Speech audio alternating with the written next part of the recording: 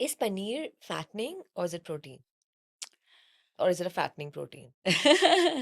So yeah, Because for vegetarians, this is yes, the only thing we turn to. Now I yes, have kids, so forget my own protein. I have to think about their protein. yes, And everything, every time you go to the doctor, they're like, put more protein in them, put more protein in them. And it's just, it's quite yeah, yeah, exhausting. yeah. But what is the take on paneer? Paneer is one of the most easily digestible protein. It is rich in calcium, and it is got uh, of course it has lesser amount of carbs, more protein and fat, so little bit comparable to chicken or eggs if you think, and as compared to pulses. So it has calcium, it has got cholesterol, and it has got protein. So three big things, especially for the kids. So more than the protein part in paneer is the cholesterol, because the brain develops on cholesterol. So Hmm. that's how it is so important. Either milk, dahi, and paneer or cheese. So all the three things are very, very important. Of course, the fat is high, but you do get low fat paneers too. What is a low fat paneer now? So if you make paneer out of the low fat milk, it is low fat paneer. Okay, and is that a better alternative to? So depends on the another thing I found, that the fat in the paneer is extremely good for your hair and skin. Okay, Yeah. I would never give that fat up so easily unless I have to really crash diet or okay. something. So, but someone who's coming with high cholesterol, then we reduce, And give move it to them, low fat. yeah, What are some, you know, what are some interesting ways to eat the paneer? Because as vegetarians, we all need to. yeah, yeah. So for breakfast, like a paneer toasty or open paneer toasty with vegetables and Indian spices added, like kali mirchi, namak, and dhania and green chilies. You can also have paneer bhurji in the morning. Have it with thepla. Okay. Then for lunch, you can make palak paneer, matar paneer. Again, paneer in various forms. Paneer paratha.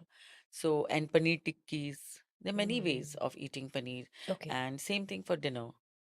Or you can have paneer cubes and roast it on just tawa sauteed. and Yeah, just yeah. have it. How do you know you're getting enough protein?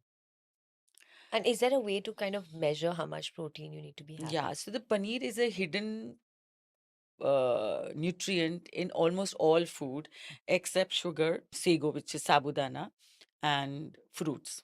Okay, Everything has some amount of protein. Like grains, a 25-gram chapati, flour, not chapati, 25-gram flour will have at least 2.5 grams of protein. Rice will have lesser. Then bread will also have some amount of 1 gram of protein. Vegetables, 100 gram, will have at least 1 or 2 grams of but see, protein. you've lost me already. Yeah, everything. That's the So it's thing. very But difficult. how do you know? Like, is there like is there a hack to kind of know that, So that's why we have built a software. Okay. I also can't Okay, calculate. okay. So, and basically you measure.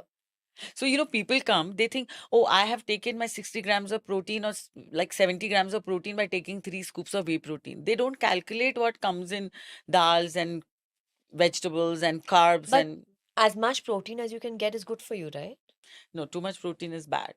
You don't lose Okay. any weight because ultimately every gram of protein is 4 calories. So how do you burn that? It's like same amount of carbs. Like 1 gram of carbs is four Mm. calories. Same way, 1 gram of protein is 4 calories. This is so important because right now we have become a protein obsessed Junkies. generation. Yes. I have children coming with high protein diet, and mother is telling me he's not gaining height, he's not energetic. So only one thing I changed in that child's diet. That mother met me last week only, and she said, "Suman, after meeting you, I've just added carbs to his diet. He's grown up really fast." After a year and within a year's time, because I met the kid a year ago, and he's so much more energetic, and he's stopped falling sick, and he's so happy. So the What mothers kind are of making. carbs? So This is a I mom asking.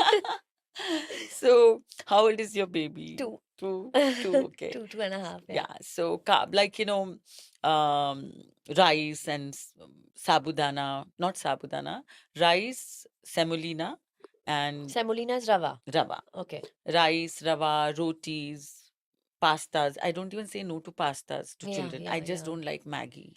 I Yeah. hate Maggie from the bottom of my I heart. love Okay. Maggie. Like I love Maggie. Oh, I love the taste. Maggie's childhood. Yes, You know, it's for just me like too. But I found so many things wrong with it. So, which I wrote in my yeah. book much before the controversy happened, which is in like Super Kids book, which Oh, I, really? yes. So I wrote about it, and then the controversy came about the fats and whatever the preservatives and things about Maggie. So I somehow don't agree with Maggie for children. They can have freshly made noodles. Yeah, they can have pasta. That's absolutely okay. And carbs are okay to give to the kids because now think about yourself, how active you are.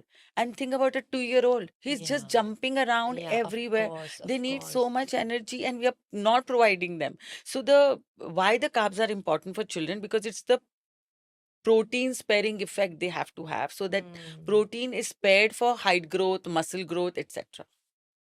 and organ development. Many things the protein have to do, right? Yeah, yeah, That yeah. is why the protein sparing effect is very important for children. So I mean, I have to ask you because I have you in front of me. So my baby boy, he's 2.5, and he eats very well. Touch wood. Okay, That's you know everyone complains about the kids being fussy eaters. He eats very well, but he puts on no weight. Yeah, Like because he he's is active. so small and so skinny. Like he's literally the smallest in his class, Yeah.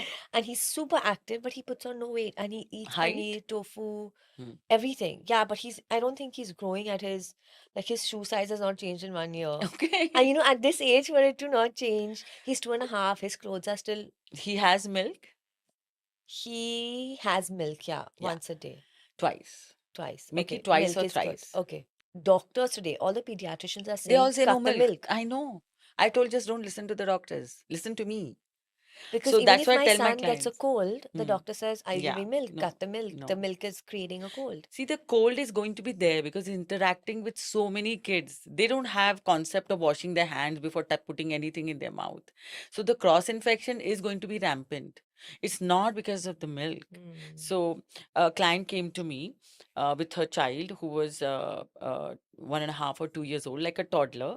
So she wanted a balanced diet because, of course, the doctors were telling her. So there was a controversial talks. Her mother-in-law saying don't give milk, doctor is saying give less milk, and she was not gaining height.